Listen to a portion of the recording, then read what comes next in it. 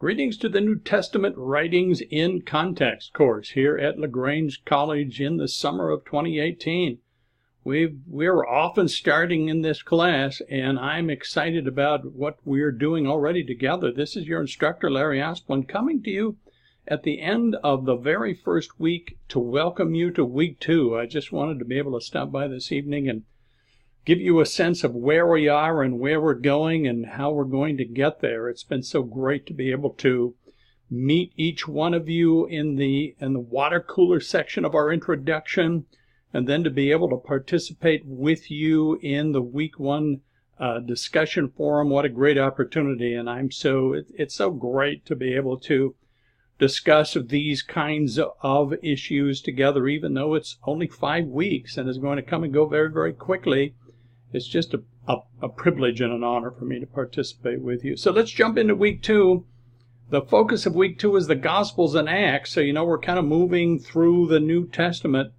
And this week we're going to focus on those first 4 Gospels and the book of Acts. This is your first opportunity to actually begin reading in the New Testament, which I think is ultimately the best thing, in terms of getting some sense of framework for the writings in the New Testament. I think the stuff we're reading together in Corey is very important to paint the backdrop, but ultimately we want to be able to look together at the New Testament itself. So we have some important week 2 learning objectives. First of all, to acquire a more complete understanding of the gospel writings, and to think critically about their background and role in the early church. So the Gospels are a unique form of writing. It's not really history.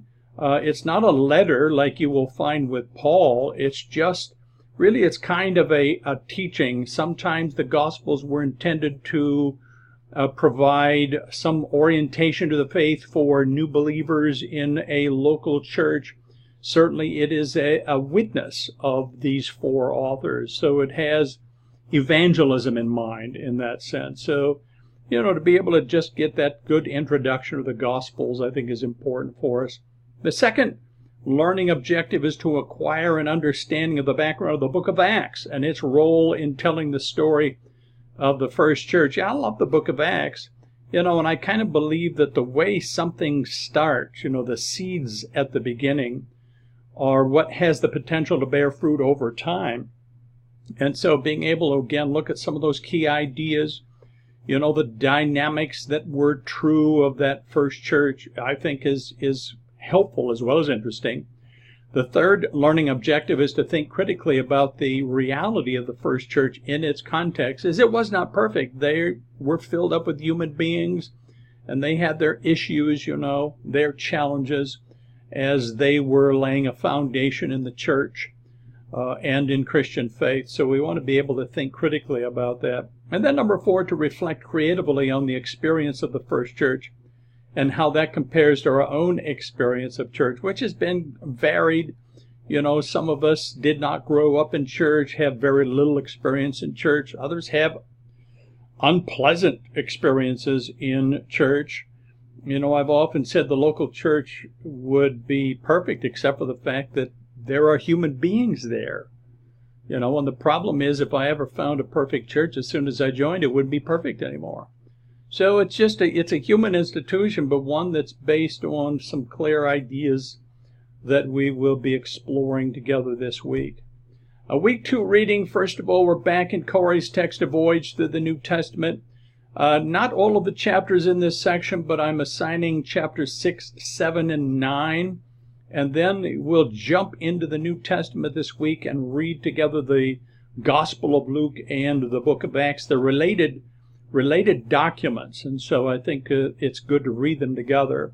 There will be 2 different reading report links this week that you will want to access when you're done reading the week 2 text reading report and the week 2 New Testament reading report. So be sure to take advantage of that when you're done, because these are graded assignments. And then I put some additional resources in week 2 for you as well. And I hope if you get a chance that you just enjoy them.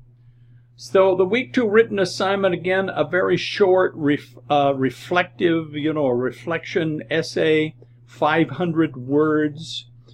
And this week, the essay's title or topic is to reflect on the dynamic elements of the first church in Jerusalem and how they might differ from our own experience of the church. So, as we read the book of Acts and we make note of some of the things that were distinctive and that were maybe keys to the life of that first church, I think it's good to be able to observe those. And then it's not to criticize. We're not here to pick on any local church, but we're here to allow what we read in Acts to be a good, positive kind of challenge for us. And once again, when you're done with your essay, use the Week 2 written assignment link to submit it for grading. And then we have another great discussion in Week 2. The Week 2 discussion forum prompt is this. The book of Acts is Volume 2 to the Gospel of Luke, providing an extended account of the spread of the gospel from Jerusalem to Rome. Discuss one element of the first church that impresses you as important to the spread of the gospel, and how might that be relevant to the 21st century church. There's a lot that we can observe that I think is important and good and helpful. So just pick one thing that kind of stands out in your mind, and then apply that, to our own context. Remember that your initial post is to be there by the end of the day on Saturday, and then there should be at least 2 replies by the end of the day next Tuesday. So you have an opportunity this week to catch up. Some of you had your textbook coming in late. I got a note from somebody this morning that it was still coming in, not due until Friday. Well, there's not a lot we can do about that. And unfortunately, week 1, our introduction, is very much built on those first few chapters in Corey. So that's fine. Life happens and circumstances beyond our control take place. And so if you didn't get your textbook on time or whatever, might have happened, just let me know. And then when it arrives, let me know. I'll jump in and look for your assignments, your contributions, and we'll catch up. We will. And so I have every confidence that you will be able to make up quickly whatever you feel like you're behind on, and finish well in this class.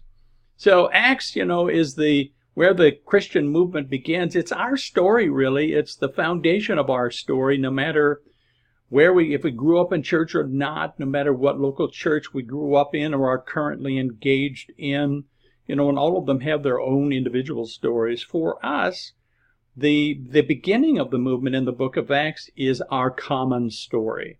It's our common heritage. So I'm excited about week 2. I think we're going to be learning and discussing some great ideas. Please know once again that I'm here for you. Don't hesitate to contact me.